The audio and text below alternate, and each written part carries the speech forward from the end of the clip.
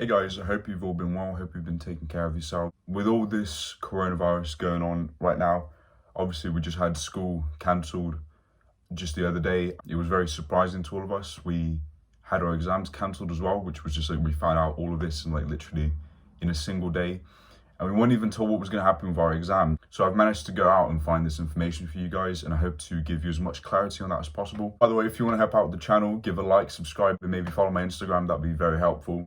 I'm trying to put out loads more content, especially during quarantine season, because you know that's what we have to do. We've got to keep ourselves busy during this time, right?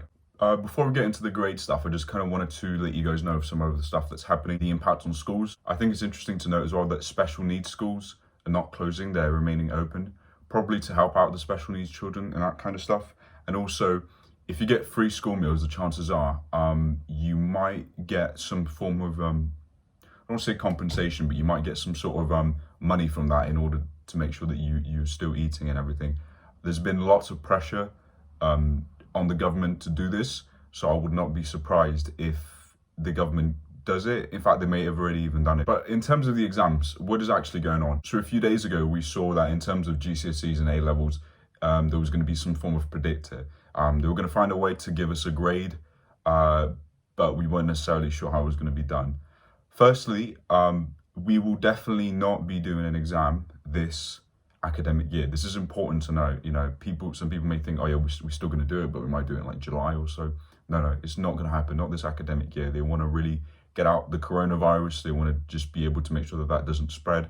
So we will not be doing an exam this academic year. But it was also said that every single student will receive a qualification. Obviously every single student that's doing A-levels and GCSEs. I'm not too sure about the students that are doing other subjects, but if you're doing A-levels or GCSEs, you will 100% get a qualification. So you will get something, you will get your GCSE or A-level. But the thing is how they're going to calculate it. So I thought a couple of days ago that the most likely thing to happen was it was going to be your predicted grades. And it seemed like, although people had issues with that, that was the most popular way of doing it. Because when you take into account stuff like mocks, well, it's just obvious, right? 8 out of 10 people, you know, most people when they're doing mocks, they're not gonna put as much effort into it as they normally would for an actual exam. So it just seemed like it made the most sense to have predicted grades, which were a bit more realistic, and they took into account like more formal exams than any other, I suppose. But obviously it wasn't perfect because it wasn't the actual grade itself that you would get. But nothing is going to be perfect. You know, this is a very unusual situation that we're facing right now. Nobody really expected it. If people knew about this, then obviously we would have done exams earlier, and people would have probably put in much more effort into their mocks. But no, the grade predictor is going to be, and I've got a little quote here thing. So it says that they will take into account performance on mock exams and non-exam assessments. The colleges and schools will be told on how to do this, and they will also combine this information with other relevant data, which is saying prior attainment and just these other kinds of data. So what that means is basically it will be a grade which is going to be based on the mock results. They haven't said anything about predicted grades. And by the way, I've just found out about this. I still think predicted grades would have been a better option, specifically for A-level students, because our predicted grades are based on GCSE results. And GCSE results, I believe that GCSE results, although they're older, they're a better representation of what we can do, because we were put in actual proper exam conditions, like those exams were going to mean something. Then let's just say mocks that you've done a couple of weeks ago, which you think might have not meant that much to you. But obviously, I'd be interested to know your opinion. So write down in the comments what you think the best grade predictor would have been. But it's not just going to be about the mock results. It's also going to be about your teacher giving a result to you. And I don't know how that's going to happen. Maybe it's based on how you do in class. Maybe it's based on attendance. So there's going to be loads of different factors playing in. And I think that this is the opportunity for people to be able to raise their grades a little bit more. I think if the teacher knows that you would have definitely done better on the actual exams, then they will probably be more willing to help you receive those higher grades. And it's going to be a mixture. It's going to be a mixture of obviously the government bodies and, you know, the people that work on the exams and your teachers. They're going to be working together to try to formulate that might be right, but probably the better word to use is make. They're going to work together to make a grade for you, which would be right, or the most right possible. So with them working together, they're going to try to come up with a grade, and you just have to kind of hope that your teacher, and I mean, I guess most people would expect this, the teacher's just going to kind of like back you up and obviously vouch for you, and try to give you the highest grade possible, which is also realistic at the same time. My guess is they're going to need some evidence for this. So if the teacher says this student should get an A, the examiner people, or whoever they are, they're going to say, okay, what's your evidence for this? And they're going to have to provide the evidence.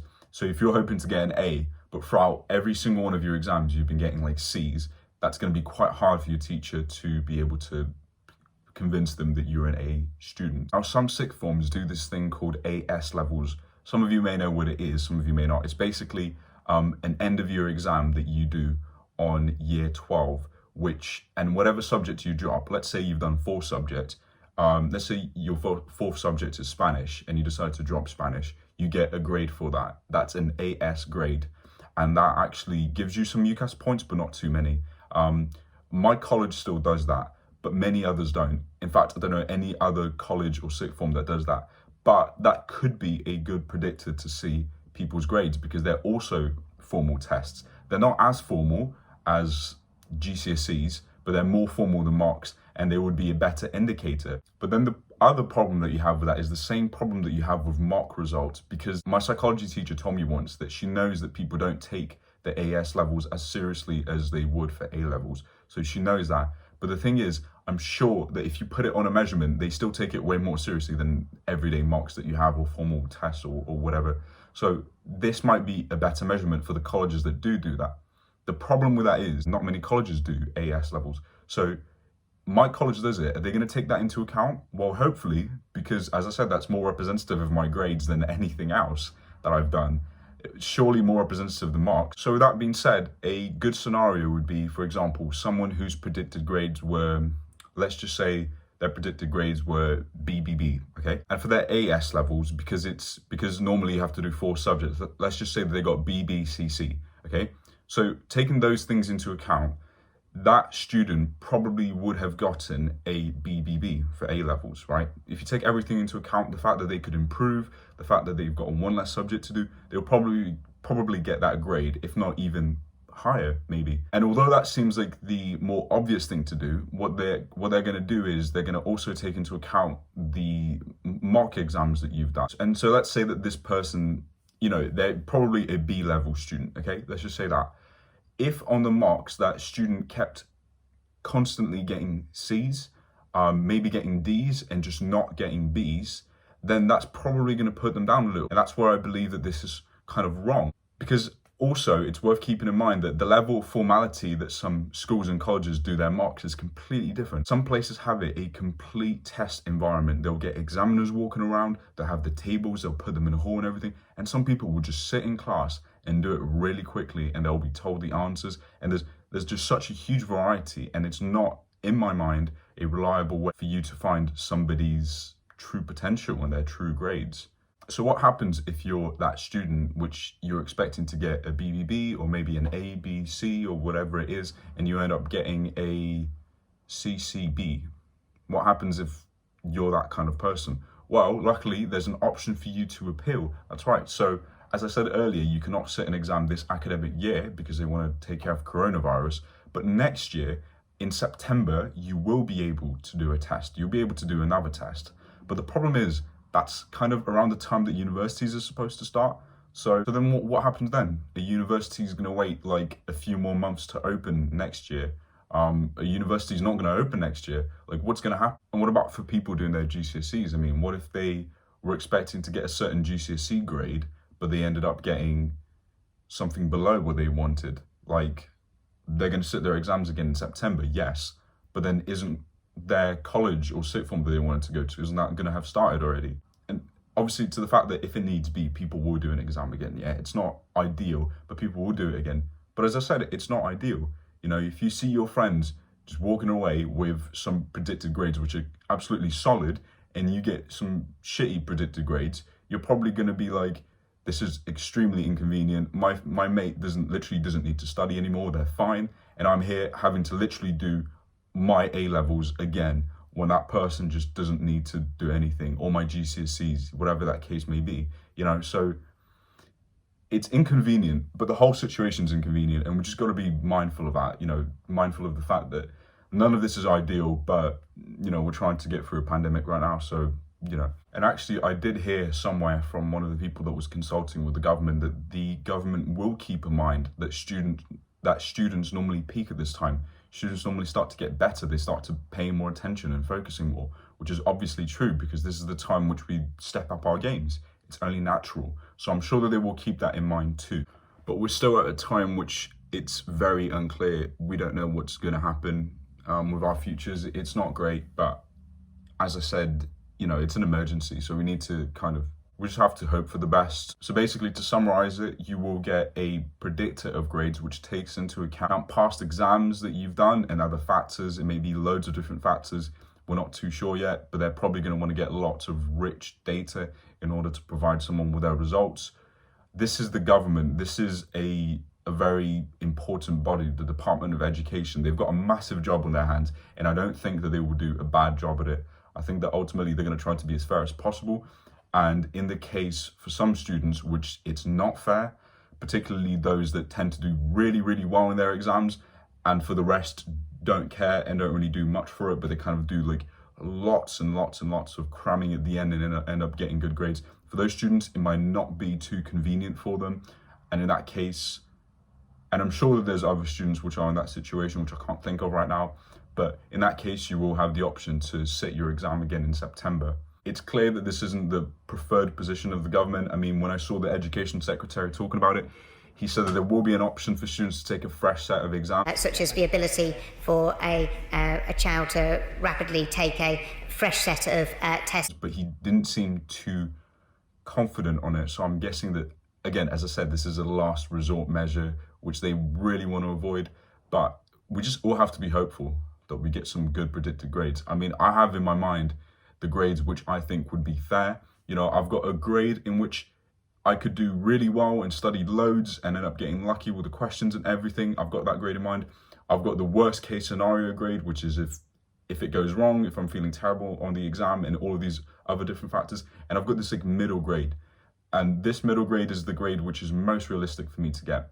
And I can only hope that with all of you guys, you will get that sort of middle level grade, that you're not going to be getting anything below because of these different factors. But yeah, this is insane. I mean, I was pretty convinced from what I heard a couple of days ago it was going to be predicted grades. So I was just kind of chilling because my predicted grades are pretty realistic, to be honest. But now that they said mock exams, I'm like, that's not the best scenario, to be honest. And I'm sure it isn't for loads of people. I mean, most of the people that I know that go to the college, it's the same thing. It's just the same thing. You know, in mocks, they just don't perform as well as they do in exams.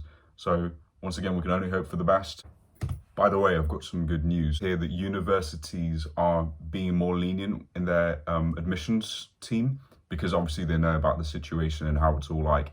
I believe that will be the same for the people doing GCSEs and them going into whatever sixth form they want or whatever college they want. I believe that it will be a similar situation for those people. I don't think it will just be the case for A-level students going into uni, because it just makes sense to be all across the board. And finally, I just want to say that in times like these, it's easy to get frustrated, it's easy to get upset, but ultimately this work by the government is being done in order to protect lives, in order to save people from being ill, of being infected with coronavirus, and potentially people dying. So I would say keep that in mind. It's easy to criticize them. You know, I still think that maybe predicted grades would have been the best way to go. And once again, I want to hear your opinions down below. Oh, I just hit my bin. I want to hear your opinions down below in the comments. Fingers crossed, let's hope for the best. And I hope all of you guys are taking care of yourselves, washing your hands, and having a fun time in quarantine and staying at home. As I said, I will be uploading more videos because I've got lots of free time on my hands, as does everyone basically. So please do subscribe, hit the notification bell, and I'll see you guys soon. Take care.